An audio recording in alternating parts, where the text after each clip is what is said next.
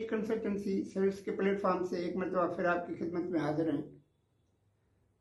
आज एक और अहम नुक्ते के साथ आपकी खिदमत में हाजिर हैं और वो अहम नुक्ता ये है कि इंक्वायरी लिखने का तरीका क्या होता है।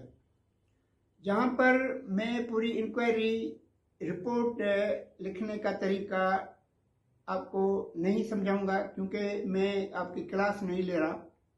मैं तो जो अपनी कानूनी इस्तेदाद है, कानूनी जो मुझे नॉलेज है, जितनी मेरी सलाहियत है, उसके मुताबिक मैं कानूनी नुकात आपके सामने रखने की कोशिश करता हूँ।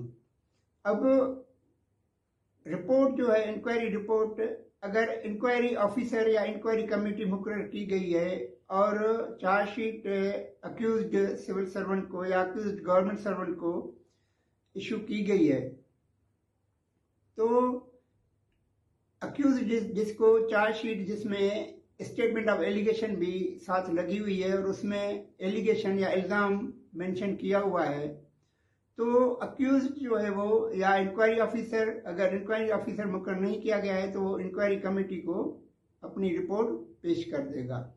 अब जितनी भी इंक्वायरी प्रोसीजर के फॉर्मेलिटीज होती हैं वो इंक्वायरी ऑफिसर या इंक्वायरी कमेटी को मुकर्रर फॉलो करनी ज़रूरी होती हैं। उसके बाद जब इंक्वायरी रिपोर्ट लिखने का मरहला आता है तो इंक्वायरी रिपोर्ट के मेन जो है 4 कंपोनेंट होते हैं, यानी 4 पार्ट्स होते हैं। मज़ीद पार्ट्स भी आप बढ़ा सकते हैं, मगर मेनली 4 पार्ट्स होते हैं। एक होता है बैकग्राउंड। बैकग्राउंड में ये लिखा जाता है कि ये चार्जशीट फलां लेटर के तहत अक्यूज्ड को इशू की गई, फलां नोटिफिकेशन या ऑर्डर के तहत इंक्वायरी ऑफिसर या इंक्वायरी कमेटी मुकर्रर की गई और फलां अक्यूज्ड जो है वो फलां ग्रेड के, उनके खिलाफ ये इंक्वायरी ऑर्डर की गई फलां रूल के तहत का, उस कानून का तज़किरा करना ज़रूरी है जिसके तहत इंक्वायरी शुरू की गई। ये बैकग्राउंड, मुख्तसर ये बैकग्राउंड है। और उसके बाद डिस्कशन का कंपोनेंट है, डिस्कशन का पार्ट है। डिस्कशन का पार्ट ये है कि प्रोसीडिंग्स जो है वो रोज़ाना की बुनियाद पे या जिस तरह कानून में दिया गया है उस तरह प्रोसीडिंग्स चलाई गई।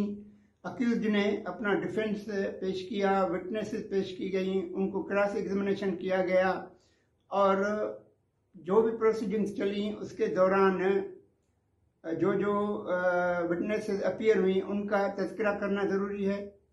उनका बयान जो है वो जो आप इंक्वायरी ऑफिसर या इंक्वायरी कमेटी लेती है वो उसका मेंशन करना ज़रूरी है। और उसके अलावा अक्यूज्ड ने जो अपने डिफेंस में जो रिटन रिप्लाई सबमिट किया है उसका तज़किरा करना ज़रूरी है। क्रॉस एग्जामिनेशन में जो कानूनी नुकात या जो भी डिस्कशन जिनके अहम जो है जुज़ियात वो मेंशन करनी होती हैं डिस्कशन में। उसके अलावा इंक्वायरी ऑफिसर और इंक्वायरी कमेटी को एक बात याद रखनी चाहिए कि जब कोई विटनेस जो है वो ओरल विटनेस देती है, यानी ज़ुबानी बयान देती है, तो इंक्वायरी ऑफिसर या इंक्वायरी कमेटी को ये करना चाहिए कि वो जो उसका जो ज़ुबानी बयान है वो रिटन में उसको लिखना चाहिए। रिटन में लिख के फिर उसका मतन जो है वो उसी विटनेस को दिखाया जाए जो जिसने ज़ुबानी बयान दिया है। अगर वो उससे एग्री कर रहा है या उससे एग्री नहीं कर रहा और जिन पॉइंट्स से वो एग्री नहीं कर रहा तो उनको उसमें से निकाल के फाइनल करके और उस ओरल विटनेस से उस पर बयान ले लें, ताकि अगर कल वो ओरल विटनेस अपने बयान से मुकर भी जाए तो आपके पास जो है वो रिटन की सूरत में उसका ज़ुबानी बयान मौजूद हो। डिस्कशन के बाद अगला जो मरहला होता है वो फाइंडिंग्स का होता है कि सारी प्रोसीडिंग्स में आपने क्या नतीजा अक्स किया।